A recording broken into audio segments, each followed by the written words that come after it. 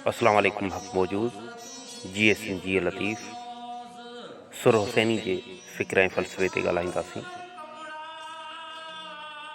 सुर हुसैनी मुतालिक़ लिखियो वियो आहे त हीउ हिकु मशहूरु अरबी ऐं फ़ारसी सुर जो नालो आहे। असुल में इमाम हुसैन ऐं ॿियनि करबला जे शहीदनि जा मरसिया हिन सुर में ॻाया वेंदा हुआ, जंहिं करे ई मथसि इहो नालो पियो। पुनुअ जे विछोड़े में ससुईअ जे दर्दनाक दाहूं सयापन ऐं दर्दनि जो बयानु हिन सुर में निहायत घाईंदड़ ऐं ॾुखोईंदड़ लफ़्ज़नि में ॾिनो वियो आहे, तंहिं करे ई मथसि सुर हुसैनी जो नालो ॾिनो वियो। अगरि ॾिठो वञे त सुर हुसैनी हिकिड़ो मातमी सुर आहे, जंहिंमें अक्सर करे करबला जे शहीदनि जा मरसिया ॻाया वेंदा आहिनि। पर हिन सुर में शाह साईं जहिड़ी तरह सां ससुई जा सूर, ॾुख, आहूं ऐं दाहूं बयानु कयूं आहिनि, उहे बि कंहिं मरसीअ खां घटि न आहिनि। शाह साईं हिन सुर में कई रूहानी राज़ सम्झाया आहिनि। शाह साईं हिन सुर में हिन जहान खे बंभोर सॼियो आहे, जंहिंमें दोज़ख जो दूंहों आहे। फरमाए थो त भेनर हिन बंभोर में दोज़ख जो दूंहों सवारो सूंहों पुछी पूरी जो ससुई।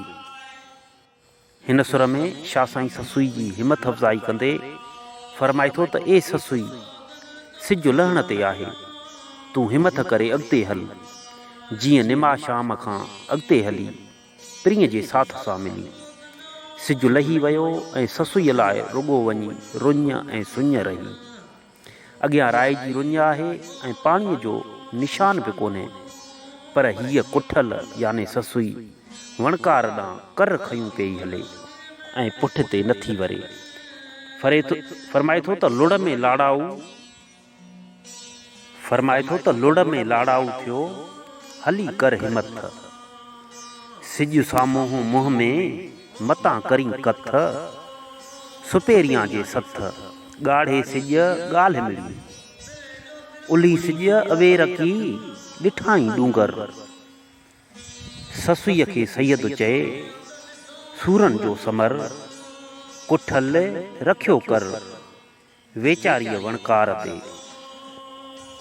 वेठे मूं वियो लड़ी सिज लकनि तां, आऊं ॾोरींदी केतिरो, पहणनि पेर पियो, सूरन साण सिहो, अची थियमि जेॾियूं, सरतियूं सुॼे सुञ, मतां का मूसी हले, पाणी नाहे पंधु घणो, अॻियां राओ रुॻी रुञ, मतां मरे का उञ, ॾे पारा तो प्रीअ खे। पटीअ न पेरो, ओॾीअ छक न छमिया, पोयों ई भेरो, नींहुं निबाहे हलिया। सुयई का तमार, की हुए थी हथ खणी, समय रुलियूं ससुयूं होताणनि हज़ार, ॿारो चाणा ॿार तोड़ां तरस न सिखिया। ससुईअ जे इश्क मुतालिक़ शाह साईं ॿुधाए थो त के ज़मीन ततल, के इश्क जी आग, ससुई वेचारी ॿिनि ॼरनि जे विच में आहे। नींहुं आग जो ॼिभूं आहिनि, ससुईअ लाइ हींअर चरखो, आतण ऐं पोड़ियूं वेह समा आहिनि। ससुईअ लाइ जेसीं जीअण आहे तेसीं जलण आहे। इश्क जे पंध में ततीअ थधीअ काहिणो आहे, पुनुअ जे सुरहाण सुञनि खे बि वासे छॾियो आहे, ऐं संदन हुसन पटनि ऐं पहाड़नि खे ज़ेब ॾेई छॾियो आहे। इन्हनि ॻाल्हियुनि खे पंहिंजे बैतनि में कुझु हिन तरह बयानु करे थो, के धरततीअ माए के ॼर संदी सजणे, के धरतती माए के ॼर संदी सजणे, हली ऐं वाझाए ॿिन्ही ॼेरनि विच में, मथियां मथे मच ॿरियम ॿारोचन जो, मूंखे ताना ते ॾिए जीअं न परूड़े सच, अमड़ ओरे अच त सिट सुणायई सूर जी। मथे मंझां मींहुं, पसो पाणीअ जीअं वहे, मुंहुं भायो नींहुं, ॼिभियूं ॼेरे संदियूं, मंझां मुंहिंजे रूह जे वञे साजन विसरी, त मर लगे लूह थर बाबियो थी मरा। खूए हाड़ो बन होत खूए पुनू बन प्रीतणो, मादर मुंह मौत पसणा पिरायो। खूए बोली बन बरोच घोरी ज़ात जतन जी, मूंखे चए लोच पेही वया छपरें। जीअं जीअं तपे ॾींहुं तीअं तीअं ताणे पंध में, को आगां जो ॾींहुं बाभण बरोचन सी। जां जीअं तां जल कान्हे जाए जलण री, जां जीअं तां जल कान्हे जाए जलण री, ततीअ थधीअ हल कान्हे वेल वेहण जी। ततीअ थधीअ काहे कान्हे वेल वेहण जी, मतां थे ऊंदा है पेर न लहे पिरीअ जो। शाह साईं ससुई ऐं पुनूअ जे विछोड़े मुतालिक़ मुख़्तलिफ़ ख़्याल पेश करे थो।